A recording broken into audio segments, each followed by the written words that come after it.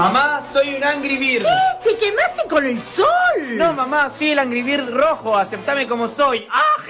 ¿Qué carajo? Ahora voy a tener que matar cerditos verdes. Los veganos no van a estar orgullosos. ¿Y los cerditos verdes quiénes son? No estás preparada para saberlo. Benja, no quiero ser un cerdito verde. Cállate, ahora me voy a revolear a vos para matarte. ¿Te vas a tirar encima mío? Sí, Lauticerdito. ¿Y qué ganas con eso? No sé, supongo que nada. Y entonces... Cállate, Lauti, ahora me tiro arriba tuyo. ¿Cómo llegaste ahí arriba? Ok, 1, 2, 3. Benja, ¿estás bien? ¿Benja? ¡Lauti, cerdito! ¿Qué pasó? Nada, Benja se quería tirar arriba mío desde arriba de la terraza y no apuntó bien. Bueno, da igual. Nunca tuvo buena puntería en el inodoro. Siempre meaba afuera.